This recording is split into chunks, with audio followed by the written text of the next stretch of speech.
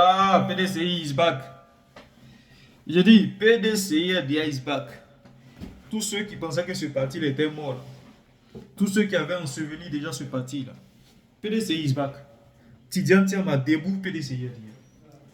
Il a debout le PDCI. Il a réveillé le PDCI. Mais regardez un peu ce qui se passe au nord. Le nord que tout le monde pensait imperméable. Voilà pourquoi est-ce qu'ils ont peur que le PDCI aille au nord. Quand le président Tidiane Thiam euh, dit je suis musulman, oh ils instrumentalisent, non, il va utiliser la religion, parce qu'ils ont peur. Ils savent que nos parents qui sont au nord, là, ils sont déçus, ils sont découragés. Ils font passer nos parents du nord comme des moutons. Mais pourtant, ils savent très bien que ce sont des réfléchis qui sont là-bas. Et ils savent très bien que la base du PDCRDA, c'est au nord. Ils le savent. Voilà pourquoi est-ce qu'ils sont en train de mettre en place des stratagèmes pour empêcher même le président Tidiane Thiam d'être candidat. Mais je ne veux même pas évoquer même ce volet-là, parce que tout ça, c'est-à-dire tout ça, ce sont des manœuvres subtiles qui vont échouer. Ils ne peuvent pas empêcher Thiam d'être candidat, c'est impossible. Ils ne peuvent pas empêcher Thiam d'être candidat. C'est lui qui ne doit pas être candidat à l'heure actuelle. C'est le président Alassane Ouattara. Il a déjà fait 3 mandats. Son 4e mandat, même, c'est à l'au-delà des limites des mandats.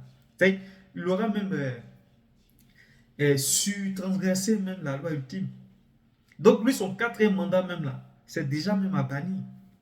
Mais ils savent en âme et conscience qu'ils ne peuvent aucunement orchestrer une élimination du président Tidiane Thiam. Donc tout ce qu'ils veulent faire là, l'empêcher d'aller au nord. Mais le PDCI a commencé à redynamiser ses bases au nord. Vous-même là, regardez comment nos mamans là sont en train de danser.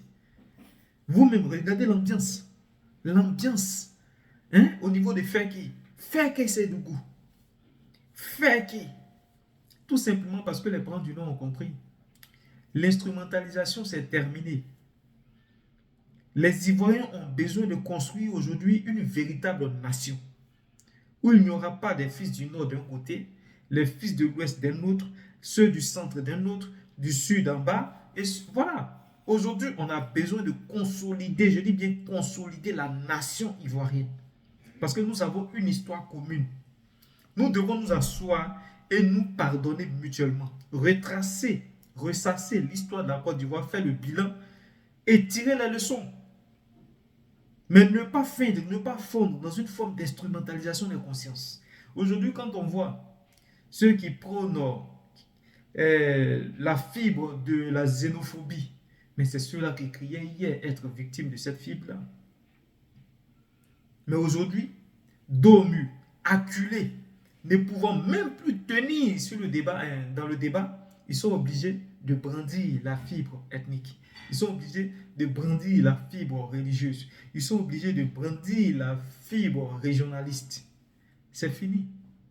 Nos parents du Nord ont commencé à être réveillés. Et moi, je suis en train de leur dire, ceux qui vous tiennent par la peur, parce que c'est par la peur qu'ils vous tiennent. Non, si on perd le pouvoir, c'est fini pour le Nord. Rien n'est fini pour le Nord. Moi, je suis petit ouais, petit guerrier. Je soutiens le PDCRDA. Je soutiens Baouli. C'est cette Côte d'Ivoire-là qu'on veut voir. On ne veut plus de cette Côte d'Ivoire où quand tu es forcément c'est nouveau, tu dois être RDA. Ou quand tu es forcément Oyaga, tu dois être RDA. Ou quand tu es Toura, tu dois être RDA. Non, on ne veut plus de ça. On ne veut plus de cette Côte d'Ivoire-là où quand tu t'appelles Bakayoko, tu t'appelles Ahmed, tu t'appelles Fatima, tu dois forcément soutenir le RDA.